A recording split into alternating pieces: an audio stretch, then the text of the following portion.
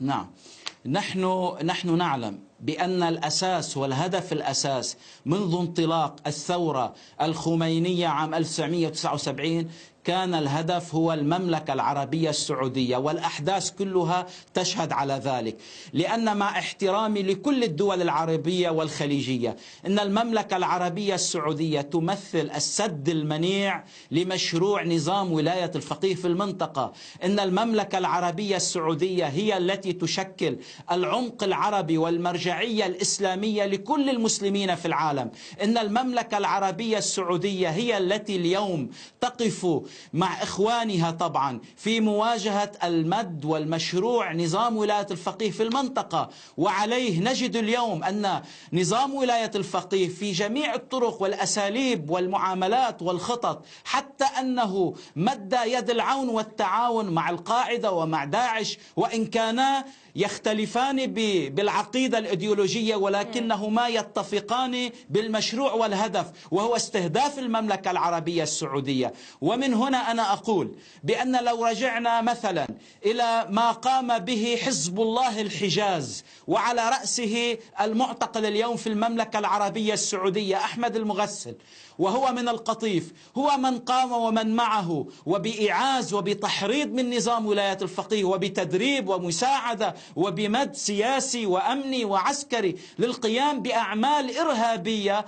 تضرب المصالح الأمريكية تحديدا وغير الأمريكية العربية تحديدا في المملكة العربية السعودية. وهذا من كان يأويه ومن كان يساعده نظام ولاية الفقيه، هذا بكل صراحة وبكل أمانة نقول. ونأتي أيضا اليوم، من الذي اليوم كان يحرض إخواننا في المملكة العربية السعودية؟ بعض المضللين، حتى بعض المنخدعين من إخواننا السنة من المواطنين الذين ذهبوا لتفجير مسجد هنا ولعمليات اغتيال هناك. نعم. أليس كان بتوجيه مباشر من نظام ولاية الفقيه الذي يجتمع مع القاعدة؟ نظام ولاية الفقيه في إيران هو الذي استضاف واستقبل قادة القاعدة في طهران، وهو ما زال يعمل معهم ومع داعش بهذا الاتجاه كثير. وأنا هنا أطالب السيد نصر الله أن يشاهد ما قدمته قناة العربية بعنوان كيف كافحت وواجهت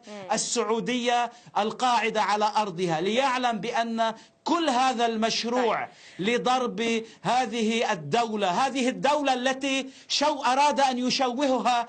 أنا أقول بأنه سامري هذه الأمة، لأنه فعل السامري، أراد أن يشوه هذه الدولة، أراد أن يغير الحقائق وأن يضيع الوقائع. لذلك أنا أقول له اسمع ما نقوله وهذا ما نعتقد به، ولكل مسلم يعتقد بأن هذه أرض الوحي والقرآن، أرض النبي وآل البيت والصحابة. مملكة آل سعود، نعم، التي هي وحدت العرب، مملكة آل سعود التي خرجت من العائلية ومن العشائرية لكي تكون دولة الإسلام والعروبة. مملكة آل سعود التي قامت بخدمة الحرمين الشريفين، لذلك يقال له خادم الحرمين الشريفين. مملكة آل سعود هي التي حافظت على استقرار لبنان على أقل تقدير. مملكة آل سعود هي التي عندما دمرت لبنان بمغامراتك هي التي بنت لبنان وحافظت على استقرار لبنان. مملكة آل سعود التي تتحدث عنها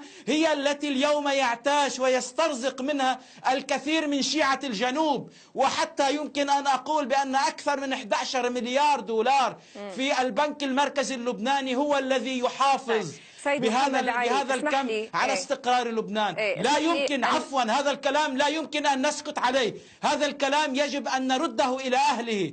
لا يمكن ولن نسمح من لبنان أن يكون ساحة ومنصة لإهانة إخواننا العرب ولشتم العرب وللتجرؤ ولبث الفتن من هذه الساحة. نحن نحمله المسؤولية ونحن نطالب وهذا اختار، اسمعيني، هذا اختار للمدعي العام في لبنان ولمعالي وزير العدل السيد أشرف ريفي بأن ما قاله السيد حسن بالأمس من اتهامات ومن دعوة ومن شرذمات ومن تحريض ضد المملكة العربية السعودية التي نقدر ونحترم، هذا يمس بالأمن القومي العربي وبالأمن القومي اللبناني، ونحن نحمله المسؤولية.